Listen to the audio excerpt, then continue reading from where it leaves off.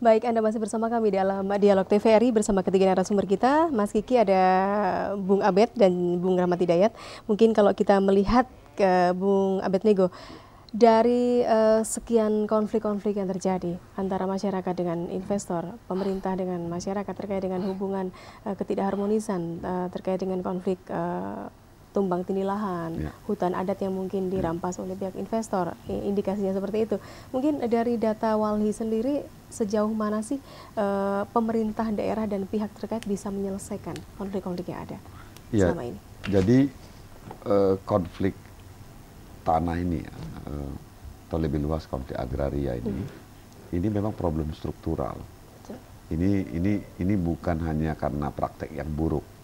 Jadi problem struktural yang dimaksud itu ada memang kekosongan hukum yang tidak memberikan kepastian terhadap hak masyarakat atas tanah. Ya, secara undang-undang dasar ya diakui hak masyarakat adat, begitu ya, termasuk tanah di dalamnya, begitu. Tapi kemudian di bawahnya ini nggak ada yang mengatur ini. Kemudian juga sistem hukum kita itu kan legalistik formal gitu. Segala sesuatunya harus yang tertulis. Kalau kita berperkara di pengadilan, kalau nggak ada dokumennya, itu udah dipastikan kan kalah, gitu ya. Untuk persoalan-persoalan perdata seperti itu. Ini memang yang membuat jadi sering sekali persoalan itu rumit untuk diselesaikan, gitu loh. Dan pada kondisi tertentu juga otoritas ini ada banyak di pusat. Betul. HGU itu ditandatangani oleh Kepala BPN yang di Jakarta, begitu loh. Walaupun benar ada rekomendasi dari Bupati, begitu loh. Nah, tetapi sisi lain juga bahwa pemerintah daerah juga memang absen yang luar biasa besar. Pertama ketika concern terhadap soal tanah adat, bahasanya begitu untuk di Kalimantan Tengah, mungkin di tempat lain tanah ulayat begitu. Tidak ada juga inventarisasi yang serius yang dilakukan oleh pemerintah daerah terkait dengan tanah-tanah adat ini, begitu. Sehingga izin tadi itu, izin prinsip, izin lokasi begitu ya, yang dikeluarkan oleh pemerintah daerah, itu tidak jarang juga itu hanya di atas kertas. Proses mengidentifikasi itu dimintakan ke perusahaan. Perilakunya pada umumnya adalah kalau dapat izinnya 6.000, ya pengennya kan 6.000 itu memang beneran dapat. Dia nggak pengen tuh karena proses identifikasi yang sangat mendetail itu menjadi 3.000, jadi 2.000 gitu loh. Jadi akhirnya apa? Upaya yang dilakukan adalah pemaksaan bagaimana jumlah yang direkomendasikan itu benar-benar diperoleh gitu loh. Misalnya kan sangat sedikit sekali kita menemukan kasus yang benar ada masyarakatnya itu dengan suasana yang setara, bahagia gitu ya, seimbang, mereka di enclave. Semua itu pasti ada pertarungan yang sengit dulu gitu loh. Karena orang bicara soal hak itu legalistik formal tadi yang ada dokumen surat dan lain sebagainya. Kita membayangkan bagaimana di Kalimantan Tengah, tentu masyarakat banyak sekali mereka yang tidak punya, tetapi secara historis dan secara faktual mereka ada di wilayah itu. Nah, peran-peran pemerintah daerah memang seperti saya katakan tadi, ada situasi struktural yang pemerintah daerah juga tidak bisa masuk terlalu jauh karena ada otoritas tertentu yang memang memutuskan keputusan-keputusan itu. Misalnya soal penentuan wilayah pertambangan. Tapi kami bersyukur bahwa Walhi tahun lalu mengajukan judicial review ke Mahkamah Konstitusi terkait dengan undang-undang mineral dan batu bara terkait dengan wilayah pertambangan. Itu akhirnya sekarang keluar keputusan pemerintah harus menyiapkan mekanisme pelibatan masyarakat di dalam penentuan wilayah pertambangan. Kalau dulu itu pemerintah pusat memang terserah dia. Jadi kalau lagi ngantuk dia gambar itu bahwa ini wilayah pertambangan itu sah karena undang-undang begitu gitu loh. Tapi karena kita judicial review kemarin itu akhirnya sekarang pemerintah harus memastikan ada mekanisme maaf, keterlibatan masyarakat dalam menentukan wilayah pertambangan. Nah, kami juga sedang riset untuk ini gitu ya. Jadi upaya-upaya untuk itu memang harus bisa dilakukan di tingkat nasional maupun di tingkat nasional ya. Artinya pemerintah pusat terkait dengan otoritas-otoritas yang mereka miliki. Tetapi di pemerintah daerah juga perlu yang pertama dilakukan terkait dengan konflik tadi. Bagaimana menyelesaikannya? Nah, ini tentu kalau sudah ada konflik memang agak lebih sulit, lebih mudah sebenarnya mengantisipasinya ketika pemerintah secara aktif melakukan inventarisasi dan pengakuan dalam konteks lokal ya. Tapi konflik yang ada bisa juga misalnya pemerintah bagaimana membangun mekanisme-mekanisme penyelesaian konflik. Tadi kan Bung Rahmat melontarkan pemikiran bagaimana ada mekanisme penyelesaian konflik di tingkat badan usaha gitu, apakah di PT dan lain sebagainya. Tapi di tingkat pemerintah juga perlu. Karena apa? Tidak adanya mekanisme ini yang membuat ya tuduhannya kadang-kadang menyedihkan, apalagi kami yang sering bersama masyarakat ya disebut anarkis dan lain sebagainya. Oke, Walhi melihat ada yang tuntas nggak sih penyelesaian konflik itu? Ada yang tuntas, tapi itu lebih sifatnya per kasus ya. Itu yang menjadi masalah. Sekarang itu kita masih nyelesain per kasus. Sementara tadi Kiki sudah menyampaikan, mungkin kita menyampaikan di Kalimantan Tengah sendiri itu ratusan lebih itu kasusnya. Artinya kalau kita harus menyelesaikan kasus per kasus itu, dan pengalaman kami menunjukkan itu rata itu di atas 1 tahun gitu, bahkan lebih gitu loh. Misalnya terakhir itu kasus yang kita advokasi dengan teman-teman di Kalimantan Tengah itu adalah kasus di Runtuh gitu ya. Runtuh itu ya, Desa Runtuh itu terselesaikan ya, walaupun kita tidak terlalu, dalam sudut pandang kami tidak terlalu puas juga, karena akhirnya berujung di kompensasi dan mereka menjadi petani, mendapat tanah menjadi petani mitra lah begitu ya, kayak dengan kebun sawit. Tetapi itu prosesnya sangat panjang sekali, dan menurut saya itu violence ya, ada kekerasan sebelumnya dan lain sebagainya. Jadi ini menurut saya itu terlalu mahal biaya itu untuk itu gitu loh. Ya selesai tapi kasus, dan belum lagi kita lihat di Kota Waringin. Sekarang di Suruyan juga kami masih menemukan kasus yang sama gitu loh ya. Dan sekarang juga ada kasus yang dihadapi oleh masyarakat di Desa Biru Maju misalnya di Kalimantan Tengah. Ini kasus-kasus ini sebenarnya cukup banyak gitu loh. Ini harus ada sebenarnya saluran untuk bagaimana penyelesaiannya yang lebih komprehensif begitu ya. Tapi kalau ini terus kasus per kasus, ini saya mengkhawatirkan sebenarnya sampai ganti beberapa kali gubernur dan bupati pun ini nggak akan pernah selesai. Oke, terima kasih Bung Abed. Bung Rahmat Hidayat, ini moratorium 2 tahun yang lalu begitu ya, diberlakukan, dan saat ini 2013. Kasus-kasus yang terjadi itu adalah kasus lama sebelum moratorium itu berlaku begitu ya. Di tengah jeda tersebut sebenarnya bagaimana upaya daripada pemerintah seharusnya untuk bisa menyelesaikan berbagai persoalan yang ada saat ini, dan moratorium yang akan diperpanjang pun nanti bisa tidak memunculkan masalah-masalah baru begitu? Iya. Yang pertama, harus melakukan review kebijakan. Jadi karena kebijakan sangat terpisah-pisah, ini juga harus coba dikonekkan. Sehingga dengan kebijakan yang baru, kebijakan yang mampu mengintegrasikan ini semua, kemudian bisa dipantau oleh semua pihak, orang akan tahu bahwa di tempat A akan ada izin B misalnya. Dan kemudian juga rakyat akan harus tahu juga dikomunikasikan bagaimana kalau izin ini masuk, diterima atau tidak. Artinya dibangun mekanisme permintaan persetujuan ke masyarakat tanpa ada paksaan. Setelah diberi informasi dulu, didiskusikan, kemudian diputuskan. Masyarakat setuju atau tidak. Ini harus ada dan harus dijaminkan di dalam moratorium yang ke depan. Kemudian yang kedua, selain mereview izin-izin yang dalam masa moratorium, juga mungkin dilihat izin-izin yang lama. Karena banyak juga izin-izin yang lama yang memang ilegal. Oke, kita jeda dulu untuk pemirsa yang bergabung bersama kita. Bung Rahmat, halo, selamat sore. Selamat sore Bapak, Ibu. Ya, halo, selamat sore Bapak. Halo. Ya, suara Anda sudah kami dengar di studio. Ya, selamat sore Bapak. Terputus. Ya. Selamat bergabung kembali bersama kami di 3234156 atau 3234157. Bung Rahmat Hidayat, lanjutkan. Ya, jadi bagaimana menyelesaikan hal yang tadi. Artinya ada mekanisme masyarakat bisa memantau perizinan. Kemudian juga di dalam moratorium ke depan itu dipastikan bukan hanya mereview izin-izin yang dalam proses ini, tapi juga izin-izin lama yang memang menyimpang. Sehingga ketika banyak izin yang menyimpang, ini juga bisa dicabut. Nah, kemudian yang berikutnya lagi, bagaimana memastikan kawasan atau ekosistem yang rusak tadi bisa diperbaiki kembali. Dan ke depan juga harus dipastikan bahwa moratorium bukan hanya bicara 2 tahun, 3 tahun, tapi berbicara secara menyeluruh. Kemudian ada kriteria indikator yang jelas untuk menilai sampai kapan moratorium ini. Jadi batasnya bukan waktunya, tapi capaiannya. Kalau dalam waktu 2 tahun capaiannya belum bisa, tentu tidak harus berhenti 2 tahun.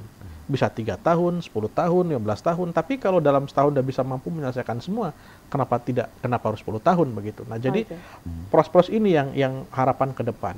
Dan apa yang dicapai saat ini, yang menurut saya sudah ada. Sebenarnya masing-masing provinsi sudah punya rencana aksi di masing-masing provinsi.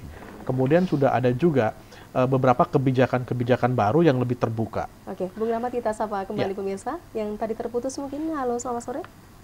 Sore, Bu. Ya, dengan siapa Bapak? Dengan Pak Sigi Santoso di Kalang, Antang Kalang, Kotem. Pak Sigi Santoso? Iya. Di Kota Waringin Timur, silakan Bapak. Iya, seharusnya Kalteng menghentikan kegiatan pembukaan lahan untuk kebunan kelapa sawit. Karena di Kalteng ini pembukaan lahan sawit sudah melampaui batas dan izinnya tidak prosedural.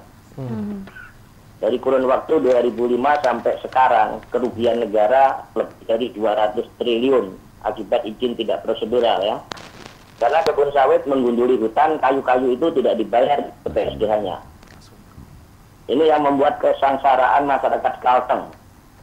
Itu pertama. Kedua, menjadi masalah sosial. Problem sosial, tumpang tindih lahan, sengketa lahan, yang sulit untuk diselesaikan. Sementara penegakan hukum di Kalimantan Tengah ini tidak jalan. Perkebunan-perkebunan besar kecenderungannya lebih banyak menimbun kayu daripada kayu-kayu itu untuk dimanfaatkan masyarakat ditangkapin oleh kepolisian. Tapi kalau kebun yang menebang kayu untuk pembangunan kebun kelapa sawit, kayunya ditimbun-timbun, itu dibiarkan, tidak ditindak. Jadi penegakan hukum lemah, sehingga masyarakat Kalteng yang dirugikan gitu. Sebenarnya kan kalau izinnya itu prosedural, setiap kebun membuka lahan itu harus ada izin pemanfaatan kayunya. Agar kayu-kayu yang ditebang oleh kebun itu dibayar dulu di RPSDH-nya ke negara. Baru silakan kebun kayu ditebang, mau ditimbun, mau dibakar, atau mau diapakan terserah. Selama ini kebun membabatin kayu, di RPSDH-nya tidak dibayar, kayu diambil masyarakat jadi masalah, ditangkap ke polisi, masyarakat yang jadi korban. Nah, tolong dari teman-teman Walhi ini melakukan aksi nyata di lapangan, investigasi. Kami mendukung. Ya. Karena banyak izin-izin kebun yang sekarang ini membuka lahan dengan alasan bermitra dengan masyarakat. Padahal izinnya tidak ada. Ya. Yang digunakan adalah kelompok masyarakat koperasi. Baik. Nah, ini yang perlu teman-teman Walhi turun ke lapangan, khususnya untuk di daerah Antangkalang dan sekitarnya, Gunung Emas, di Pujon, itu saya sudah banyak dapat laporan dari masyarakat. Di sana banyak kayu besar-besar yang harusnya dibayar di RPSDH-nya ditimbun-timbun. Oke. Ini merugikan negara. Terima kasih. Baik, Pak Santoso, terima kasih atas partisipasinya. Langsung ditanggapi Pak Nego mungkin. Ya. Nanti ditambahkan Pak Hidayat. Iya, jadi terkait dengan kasus-kasus ini memang Wali juga memang melakukan pendekatan ya. Artinya kita sebagai organisasi masyarakat sipil yang memang concern terhadap bagaimana sumber daya alam kita ini bisa lebih berkelanjutan dan hak masyarakat terpenuhi, segala praktek-praktek buruk kan harus kita lawan, kan prinsipnya begitu, kalau kata biar gagahnya begitu ya. Tentu dengan masyarakat gitu ya. Upaya-upaya yang kami lakukan memang selain kampanye begitu ya, menggunakan forum seperti ini juga melakukan gugatan hukum sebenarnya. Jadi tidak sedikit Walhi juga melakukan gugatan hukum. Kami di Aceh sedang berperkara sekarang, kemudian di Nusa Tenggara Timur, kemudian di Sulawesi Utara, kemudian di Bali, begitu ya. Ini kami sedang berperkara ini sekarang ini. Jelas gugatan di pihak yang benar, begitu ya. Kami yang menggugat, begitu ya. Kami yang menggugat, gitu loh. Dan memang untuk Kota Waringin Timur ini juga sebenarnya teman-teman kerja untuk itu. Tetapi ini juga harus diperhatikan ya oleh aparat penegak hukum, begitu ya. Karena laporan-laporan itu tidak jarang juga, itu sering sekali digunakan mereka-mereka yang melakukan praktek buruk tadi itu, praktek ilegal, itu pencemaran nama baik misalnya. Satu upaya mereka untuk menghentikan langkah-langkah dari masyarakat atau dari LSM dan lain sebagainya. Dan sekarang ini memang upaya-upaya hukum yang dilakukan oleh banyak pihak, tidak jarang juga mereka lawan dengan upaya hukum. Oke, Pak Santoso minta ada aksi nyata Walhi untuk bisa memberantas semuanya itu. Ya, jadi yang untuk di Kota Waringin Timur itu memang kita lagi ngerjain itu juga, lagi ngerjain itu juga, gitu ya. Artinya dengan teman-teman Wali Kalimantan Tengah. Dan itu beberapa organisasi di sini itu juga sedang memantau soal itu. Informasi terakhir kan perusahaan juga sedang mau mengajukan ke sudah PTUN ya atas keputusan itu gitu loh. Karena sebenarnya itu perusahaan itu terbukti ya melakukan ini gitu dalam pandangan kami begitu. Dan ini juga memang kami coba lebih intensif juga komunikasi dengan aparat penegak hukum di tingkat nasional ya. Jadi misalnya kami juga pernah membangun satu dialog misalnya dengan Reskrim Mabes Polri gitu ya, terkait dengan kriminal di sektor kehutanan ini. Karena penting menjadi kita semua, ini juga untuk membangun keberanian kita ya, bahwa seperti KPK gitu ya, itu juga menetapkan bahwa sektor kehutanan adalah salah satu sektor yang akan disasar di dalam aspek penegakan hukumnya. Oke. Gitu loh. Jadi ini semakin banyak memberikan perhatian ke mana ke sektor kehutanan ini, tapi memang tantangannya adalah tidak jarang juga kita sulit mengakses ke lapangan terkait dengan praktek-praktek itu. Oke, Pak Bung Rahmat Hidayat, sekaligus closing statement mungkin di akhir-akhir dialog kita ini, dari pernyataan Pak Santoso bahwa ada aksi nyata begitu dari lembaga swadaya masyarakat untuk bisa membangun kebersamaan, tidak terjadi konflik dan lain sebagainya. Mungkin apa yang diinginkan daripada wacana moratorium kehutan ini? Perpanjangan. Jadi ya perpanjangan moratorium ke depan sangat penting untuk memberes yang tadi. Artinya kan pada fase pertama ini kan masih banyak hal yang belum beres, sehingga perlu beres dan kemudian harus mampu meyakinkan publik bahwa dengan moratorium ini ada manfaat yang jelas. Karena selalu perusahaan berdalih moratorium merugikan mereka, moratorium menghambat investasi, moratorium akan menurunkan target, mengurangi tenaga kerja. Iya, setelah kami cek secara benar bahwa dari 26 juta izin untuk sawit, itu baru 9,7 juta saja sudah ditanami. Jadi sisanya yang banyak ini gimana? Kenapa mereka tetap ingin untuk ekspansi? Ya kami melihat, seperti sampaikan Pak Santoso tadi, kenapa mereka maunya ekspansi ke hutan alam? Karena ada kayu yang akan menjadi modal awal investasi mereka. Jadi mereka belum keluar modal, tapi sudah dapat tambahan modal baru. Nah, ini yang menurut saya juga harus dipahami bersama. Kenapa harus buka hutan alam yang baik? Kenapa tidak di lahan-lahan yang memang marginal, di lahan-lahan yang terlantar? Mereka semua menolak. Kenapa? Karena nggak ada kayunya. Nah, ini yang harus diberesin. Nah, yang paling penting lagi sebenarnya pemerintah harus melindungi rakyatnya dengan jalan membuat kebijakan, apakah peraturan bupati, peraturan gubernur atau perda, bahwa apapun perizinan yang akan masuk ke wilayah kampung itu harus melalui mekanisme konsultasi dulu dan rakyat punya hak menolak. Nah, dengan ada hal seperti ini, saya yakin konflik tidak akan terjadi. Rakyat bisa menolak ketika misalnya sistem bagi hasil tidak benar, sistem investasi tidak benar, mereka bisa menolak. Tapi ketika rakyat melihat ini menguntungkan, dia akan menerima. Dengan mekanisme ini, saya yakin konflik akan bisa menurun dan rakyat merasa dihargai kembali. Oke, Bung Kiki, 1 menit untuk closing statement. Oke, saya coba menyampaikan berdasarkan dari pertemuan aja ya, dari beberapa hasil tadi. Ada 2 poin. Yang pertama itu Pak Gubernur juga menyampaikan apa yang juga disinggung oleh Pak Santoso tadi, 200 triliun ada kerugian segala macam. Kerugian negara. Pak Gubernur juga bingung itu gimana hitungannya. Dan itu mungkin juga itu skala nasional ya. Itu mungkin juga skala nasional. Itu yang pertama. Jadi perlu diluruskan lah juga soal itu kemungkinan besar. Terus yang kedua lagi juga ada beberapa upaya-upaya Kalimantan Tengah, khususnya pemerintah yang mengantisipasi adanya konflik-konflik yang berikutnya. Dari total yang konflik yang saya sampaikan tadi 2011. Belum lagi 2013 mungkin 300-an sekian sudah.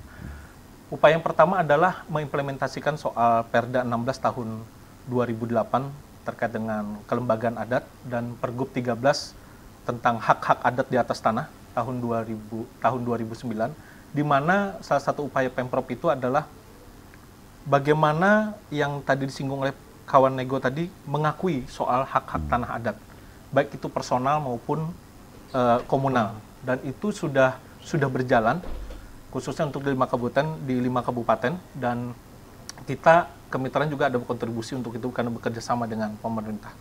Jadi ada upaya itu juga. Terus yang ketiga lagi juga bahwa di Perda nomor 5 tahun 2011 tentang pengelolaan usaha pengelolaan perkebunan berkelanjutan, mungkin itu satu-satunya pertama mungkin di Indonesia ya. Dan mungkin ini patut juga diapresiasi untuk pemerintah Provinsi Kalimantan Tengah bahwa memuat soal bagaimana penanganan konflik juga, soal perkebunan di dalam Perda itu. Terus yang kedua lagi juga bagaimana yang tadi singgung oleh kawan Rahmat bahwa memastikan masyarakat itu setuju dulu sebelum adanya perusahaan masuk. Memang tidak ada yang sempurna juga soal kebijakan, tetapi minimal ada upaya-upaya itu dan sudah ada tercantum dan termuat di dalam Perda itu yang sifatnya bukan lagi soal voluntary jika perusahaan itu bergabung pada RSPO, Sustainable Palm Oil, yang sebelumnya adalah cuma hanya voluntary, tapi setelah ada Perda itu menjadi mandatory. Itu yang kesan-kesan yang juga pesan-pesan yang disampaikan dan terkait di di acara tadi, yang beberapa hal yang menurut saya ini cukup apresiasi ya. Itu saja. Baik, mungkin Pak Betego juga bisa menyampaikan sedikit saja karena waktu kita sudah mau habis. Ya, jadi moratorium ini harus dilanjutkan karena tantangan kita sangat luar biasa, persoalannya sangat kompleks gitu ya.